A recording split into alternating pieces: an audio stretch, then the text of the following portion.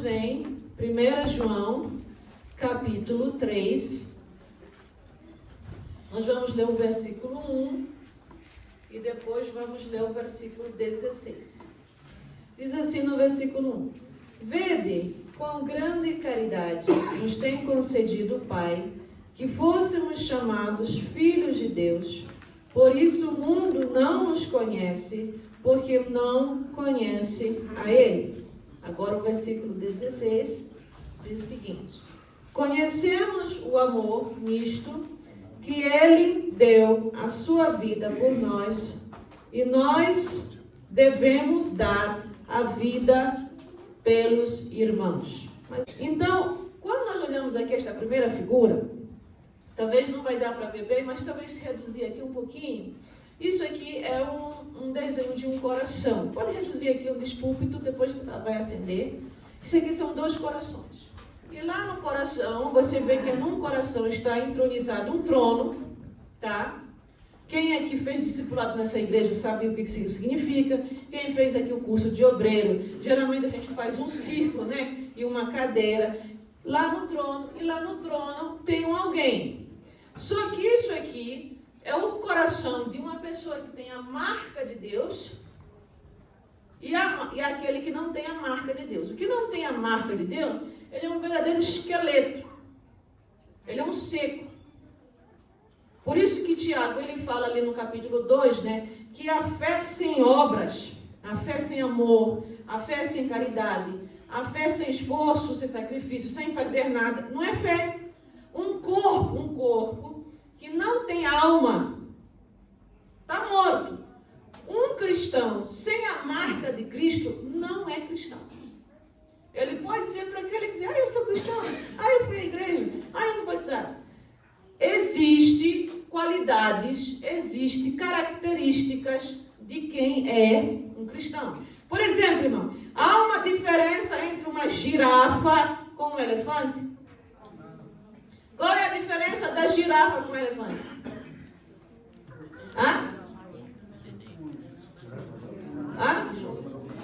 Um é alto, né? Tem pintinhas, né? O elefante já é gordinho, né? Alto também, né? A boquinha é pequena, não é? Come folhinhas. O outro, a boca é grande, mas ele, coitado, não pode, ele tem que fazer o quê? É com aquela tromba dele, né?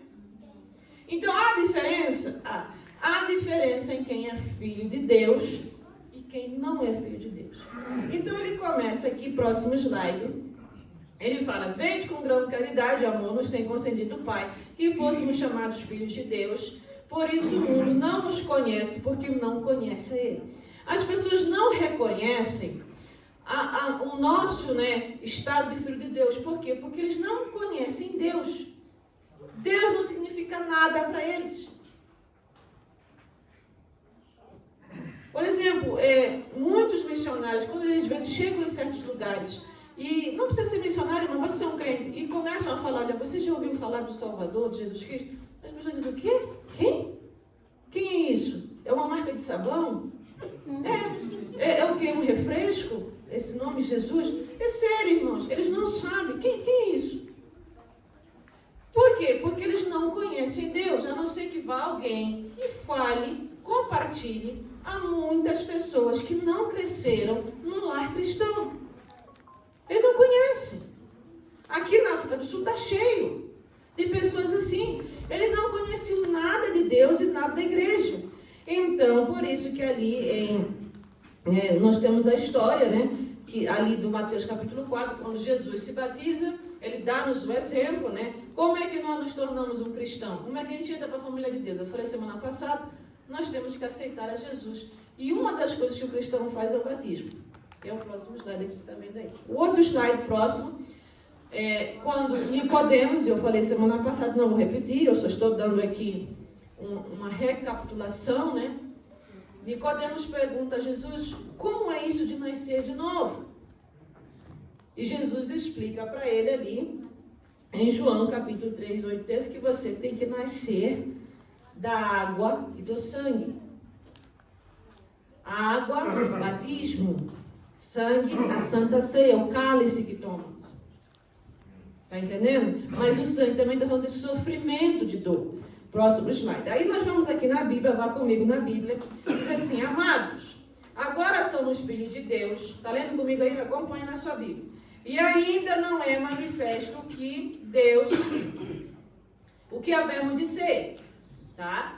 Mas sabemos que quando ele se manifestar, seremos semelhantes a ele, porque assim como ele é, o veremos. Então, o que você está vendo aqui é apenas uma figura daquilo que é tido como o arrebatamento da igreja, quando aqueles que morrerem, né, em Cristo, e aqueles que estão vivos, né, o Senhor lá fala, e eu li isso lá em Tessalonicenses, os que morreram em Cristo vão ressuscitar primeiro, em corpo glorioso, e os vivos, porque esse corpo aqui, o seu corpo, o meu corpo, não pode entrar no céu.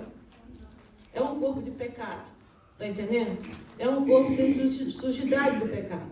Então, para entrar no céu, você precisa de um corpo chamado corpo glorioso, em que o apóstolo Paulo falou lá aos Filipenses, dizendo, ele tornará o nosso frágil corpo mortal e o transformará num corpo glorioso, como o dele, usando o mesmo poder com o qual submeterá todas as coisas a seu domínio. Então, um dia, quando formos para o céu, não será esse corpo, será um corpo glorioso, um corpo que sofreu uma transformação. Então, provavelmente você não terá as mesmas características que você tem aqui, agora. Tá bem? Vamos lá, versículo 3. 1 João 3,3 diz o seguinte, e qualquer que nele tem esta esperança, purifica-se a si mesmo, como também ele é puro. Porque não entra no céu se não tiver purificado. No sangue de Cristo não tiver. No céu não entra pecado, irmãos. É isso, e pronto. Tá? 4. Qualquer que comete o pecado também comete iniquidade, porque o pecado é iniquidade. Então, próximo slide. Então, aqui do versículo 1 até o versículo 3, ele está falando de amor, né? De um amor incrível de Deus para conosco, que deu seu Filho para morrer por nós, nos transformou, nos quer com Ele, e um dia esse corpo vai ser transformado e vamos nos encontrar com Ele.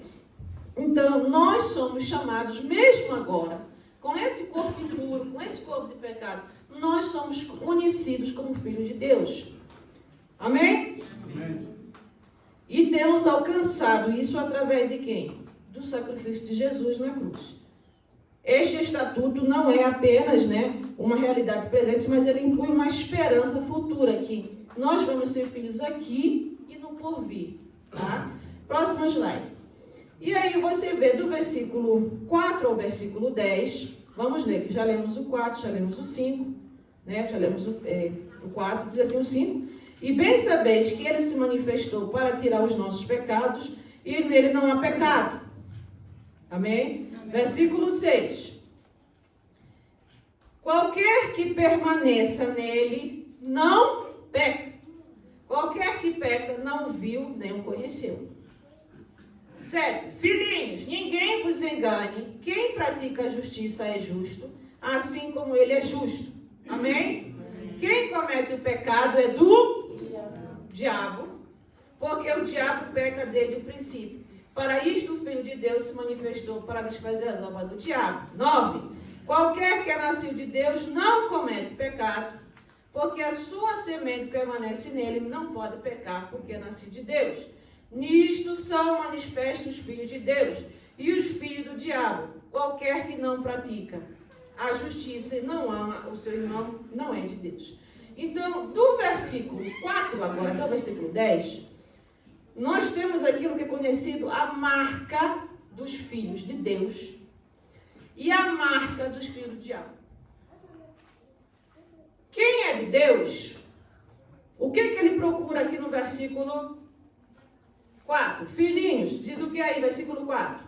Qualquer que comete pecado também comete iniquidade, porque o pecado é iniquidade. Versículo 5 diz o quê? E sabeis que ele manifestou para tirar os nossos pecados. Então, se você pecar, você sabe que você pode ir a Deus pedir perdão dos seus pecados. Mas o que o João está falando aqui é o seguinte, é que haviam pessoas que não era porque Deus não os perdoasse, ou eles, era porque eles queriam permanecer no pecado. Por exemplo, haviam pessoas que uma das suas profissões era vender ídolos. Sabe, fazer aquelas estatuetas de ídolos, fazer aquelas medalhas. E a idolatria é pecado. Então é óbvio que quando você se converte, você não pode mais fazer estatuetas de ídolos. Mas, irmãos, a mesma mão que faz uma estátua de ídolo, é uma mesma mão que pode fazer um vaso, pode fazer uma panela de barro, pode ou não pode? Pode. Pode fazer copos e outra coisa. É ou não é? Então, a profissão, vamos lá dizer, você é vendedor. Vendia, sei lá, coisas para embriagar as pessoas ficarem bêbado, grosso. Não vendia-se mais coisas desse tipo. Mudava, você continua, podia vender outra coisa. Você está me entendendo? O que a pessoa fazia antes, prostituía-se e ganhava dinheiro com a sua prostituição. Não pode prostituir. Então, vai procurar outra forma de trabalho que não precisa prostituição. Então, o que João viu é o seguinte, é que as pessoas aceitavam a Jesus, mas não queriam parar com certos hábitos que tinham, e esses hábitos levavam eles no pecado. Vocês estão entendendo agora? Então, muitas vezes, na tua primeira caminhada com Cristo, quando você não quer caminhar com Jesus, você vai sofrer. Esse primeiro ano, esse segundo ano, esse terceiro ano, parece que está todo mundo contra ti. É normal. Você não está sozinho. Você está aprendendo a ser cristão. Depois, você já vê, isso aqui vai passar. Deus vai me ajudar. Isso aqui, é mais uma montanha que eu preciso escalar e saltar. Esse abismo aqui, Deus vai criar uma ponte aqui. Você já se adaptou, né? já está ali, porque você sabe que Deus vai vir ao teu socorro. Mas no começo da tua caminhada como um cristão, dói. Você sofre. Você é muito rejeitado pelas familiares, muitas vezes, pelos amigos. Você é abandonado. Pessoas te jogam nomes. Depois eles te jogam piadas, né, de mau gosto, anedotas. Onde é que está o teu Deus? Por que tu estás miserável? Por que tu estás assim? Que Jesus é isso que eles fazem. Eles não entendem, irmãos, Deus. Então, próximo slide aí, tá? Por exemplo, eu coloquei esse exemplo aqui é Ananias e Safira, né, Atos capítulo 5. Por que eu coloquei aí? Porque quero que você entenda que para ter a marca de Deus, você tem que praticar a justiça e não pecar. O que foi que Ananias e Safira fizeram? Lá em Atos capítulo 5, havia muita necessidade na igreja. Por quê? Os cristãos estavam a ser perseguidos, mortos, suas casas queimadas. Havia viúvas, havia necessitados. Havia pessoas que se convertiam e eram expulsos de casa. Não tinham aonde viver. Então, os irmãos em Atos capítulo 5 tomaram uma decisão. Olha, quem pode ajudar, tire ou comida, ou roupa, né? ou dinheiro, ou vendam propriedade. Então, aquele irmão que talvez tinha um boi vivo, né? Vendia o boi para conseguir dinheiro para ajudar a alimentar os outros, ou casa para os outros. Quem tinha um terreno? Não, eu tenho um terreno, como é que eu vou usar? Porque eu já tenho casa, não. Eu vou vender esse terreno e a oferta vou dar para a igreja. Era isso que acontecia em Atos capítulo 5. E eles, quando davam aquela oferta, era o quê? Para ajudar órfãos, necessitados, os novos convertidos. Era para socorro. Era uma oferta de amor. É esse amor de Deus, irmãos. Só que aconteceu que Ananias e Safira também tinham um terreno. E eles viram que um discípulo vendeu um terreno e deu todo o valor e disse, olha, eu acabei de vender um terreno, não preciso dele. Deu no apóstolo e disse, Pedro, está aqui, olha, faça o que você quiser com o terreno. Se precisar comprar roupa, precisar comprar tendas para as pessoas, né? Comida para as viúvas, está aqui o dinheiro do terreno, façam como quiser. Ananias e Safira viram aquilo. O que aconteceu? Eles se lembraram, também tem um terreno. E aí o que aconteceu, irmãos? Eles votaram, disseram assim, não, também vamos dar todo o valor. Eles podiam dar qualquer valor, eles podiam dar só 5% do valor, 10%, 30%, não. Eles mentiram. Por quê? Porque eles estavam orgulhosos. Eles se achavam melhor que os outros, mais ricos que todos. Lá entre eles tramaram. E quando vieram entregar aquela oferta, que era uma oferta de amor para ajudar os necessitados, caiu morto. E quando chegou a mulher, Safira, perguntou a ela, olha, como é que foi mesmo essa coisa do terreno aqui? Por quanto mesmo que foi? Aí descobriram que era uma mentira. Ela caiu morta. Está aqui os homens que levaram teu marido morto, você também vai morrer. Por quê? Não podemos mentir ao Espírito Santo. Oferta. Irmãos, oferta. Seja de galinha, de boi, de ervilha, de feijão. Seja oferta de pão. Seja oferta de dinheiro. Oferta é um louvor a Deus. E oferta é uma coisa séria. Nós entendemos que com a oferta vem o nosso amor. Próximo slide. Então, nós vemos aqui outro, por exemplo, os irmãos foram evangelizar, aqui em Atos capítulo 13. Os irmãos foram evangelizar o procônsul. Isso é um ato de amor. Evangelizar é um ato de amor. Na hora que foram evangelizar, tinha lá um falso profeta, chamado Elimas, que o que? Confundia a cabeça e dizia, não, olha, a palavra que eles falam não é bem assim, olha, o que ele falou não é bem assim, é assim, torcia a palavra de Deus, ao ponto que os irmãos, cansados daquilo, repreenderam ele e disseram, Elimas, tu vais ficar cego, porque tu és um falso profeta, que anda desviando, né, o procônsul e outros da fé. Nós precisamos hoje, irmãos, entenda, de homens e mulheres que vão estar cheios da verdade de Deus, cheios do amor de Deus para fazer boas obras e para o quê? Pregar o evangelho e o quê? Repreender esses falsos profetas. Porque esses falsos profetas estão a tirar os crentes da igreja. Os falsos profetas eram dantes, pessoas que estavam dentro da igreja, que não gostaram da palavra, ou queriam permanecer no seu pecado, que hoje o que? Estão aí querendo tirar os outros e formando suas próprias religiões.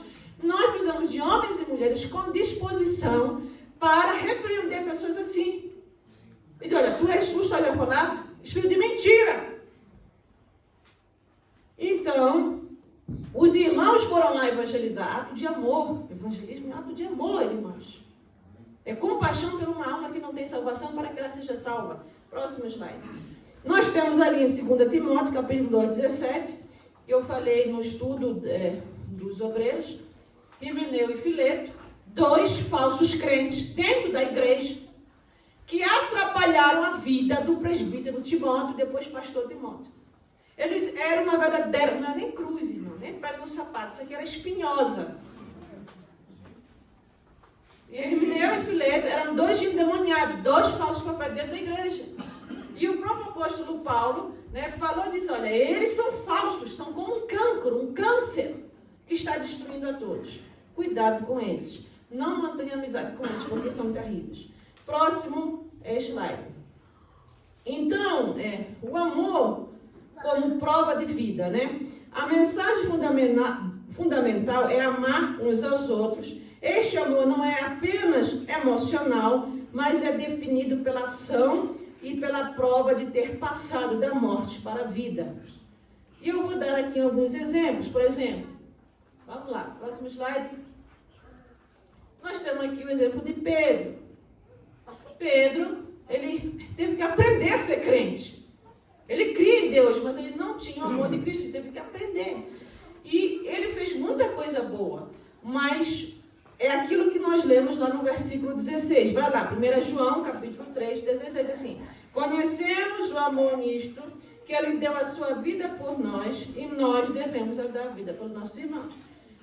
Pedro morreu, por quê?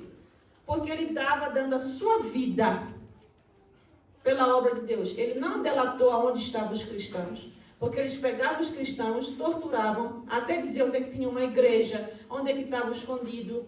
E o quê? Queriam que eles negassem a Jesus. Olha, nega Jesus e fala que tu não quer mais esse Jesus e nós vamos te soltar. Ele disse, não, eu prefiro morrer. Foi batido, e puseram ele numa cruz de cabeça para baixo. Próximo.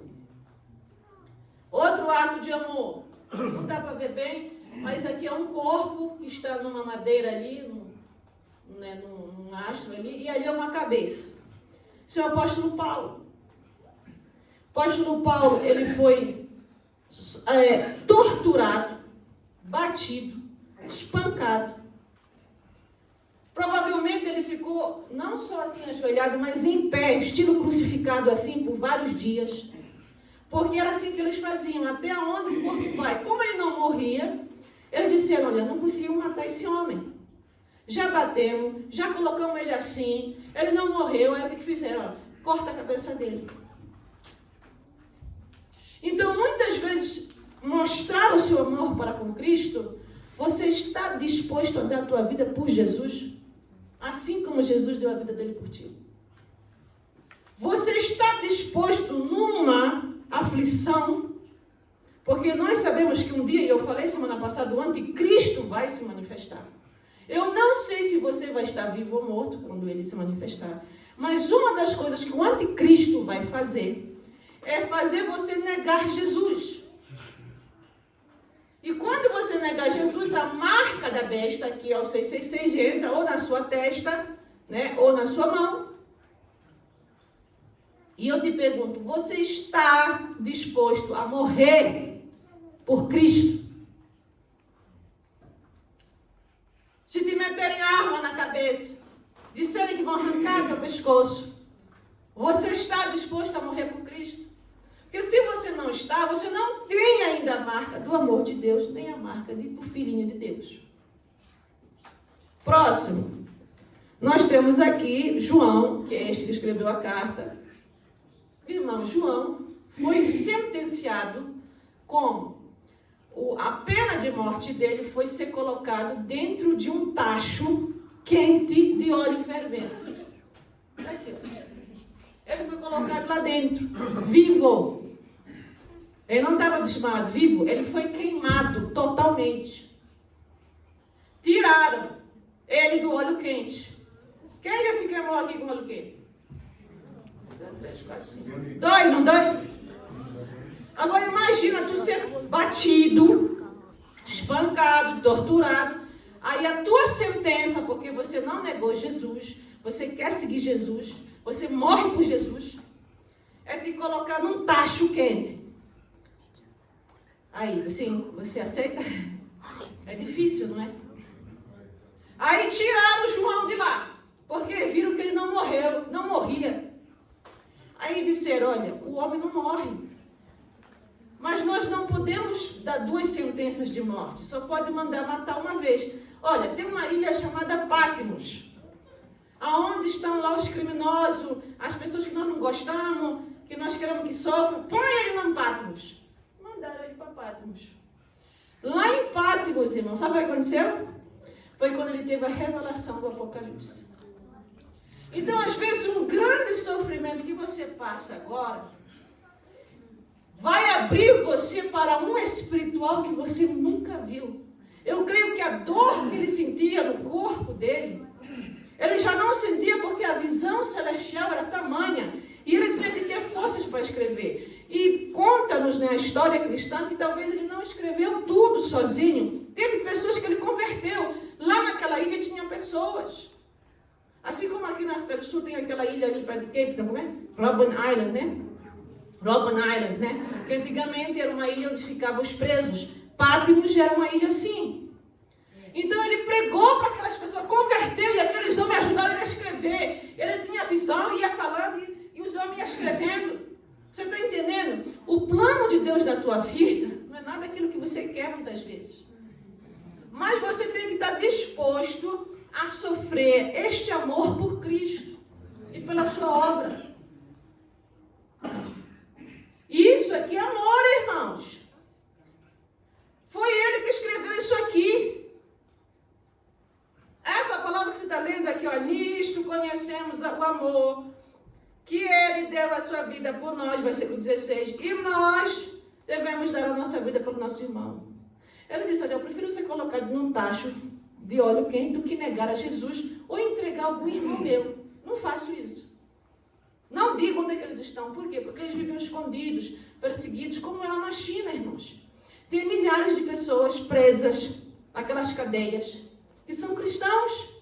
Mas eles não dizem onde é que estão os outros cristãos. Eles não falam. Eles morremos, mas não vamos falar. Você está disposto por isso? Eu não sabia que ser cristão é assim. Tem a parte boa? Tem.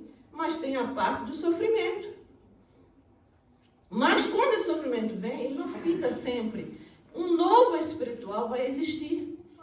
Próximo slide. Vamos ler juntos nisso aqui. Versículo 16. Nisto conhecemos o que é o amor. Jesus Cristo deu a sua vida por nós e devemos dar a nossa vida por nossos irmãos. Próximo slide aí. O verdadeiro amor é definido por Cristo entregando a sua vida. Portanto, os crentes são chamados também a dar a sua vida uns pelos outros. O que inclui o cuidado e a prática. Próximo slide. Nós temos aqui a viuvinha dando as suas 2 moedinhas. Que ela tirou tudo que ela tinha, ela deu amor, louvor e amor. Louvor e amor. E foi recebido a oferta dela. Não é a quantidade, deu muito. Os que deram muito, Jesus te falou, isso aí só deram, mas não deram com amor. Mas ela deu. O menino aqui, 5 pães e 2 peixes. Talvez era o seu lanche, ou talvez era a comida que ele ia vender. Porque, irmãos, o que tem de criança, né? As crianças fazem isso, principalmente criança que vende peixe, criança que vende bolinho, para ajudar em casa. Talvez era a venda que ele ia fazer. Mas ele ouviu uma necessidade, olha. Jesus está pedindo por comida, para poder ajudar. Olha, eu tenho aqui 5 pães e 2 peixinhos. Mas o que 5 pães e 2 peixes podem fazer? Irmãos, pode fazer muito na tua mão. Porque a palavra do Senhor, ela fala que quando Jesus orou, agradecendo pelo pão e pelo peixe, e teve ali uma conversa entre Felipe, André e Jesus e todo mundo, disse que ele, quando partiu o pão, os 2 pedaços, deu nas mãos dos discípulos. E o discípulo que ia partindo. E cada vez que partia, aumentava o pão. Aumentava o pão. Então, a bênção estava nas mãos de quem? Do povo, do discípulo. A bênção está na tua mão. Mas tem que ter um ato de amor.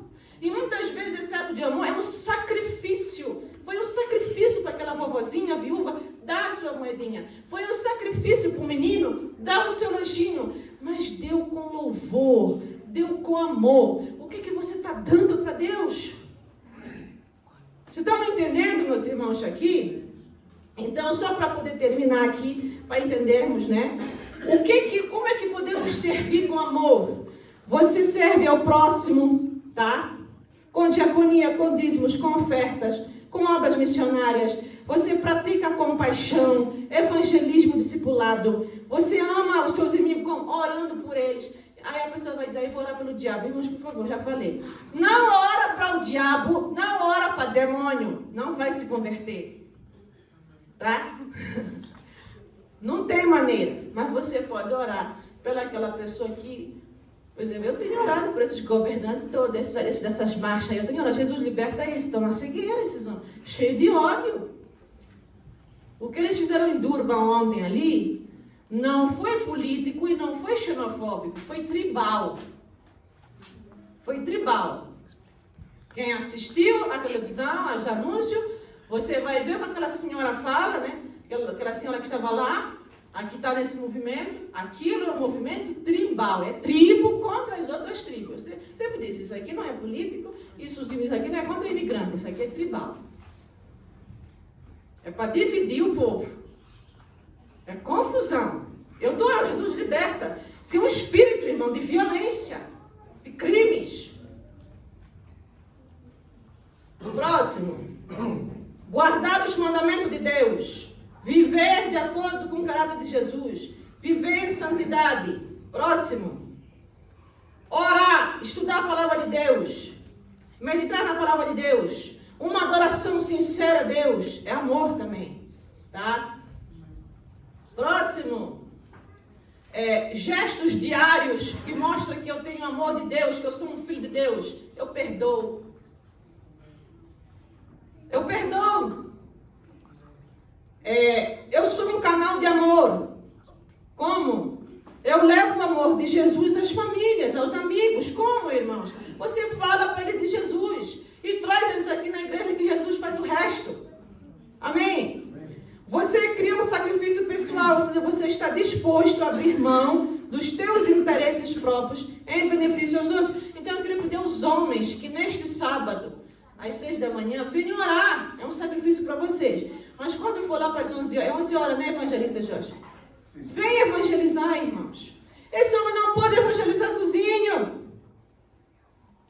Precisa de homens aqui, vocês aqui conhecem os outros homens. E no dia 16, às 10h30 da manhã, né? Não é 11 horas, 10h30, né? 10h30 com concentração, obrigado. Será o mega evangelismo, por quê? Porque dia 23 e 24 nós vamos ter o congresso aqui.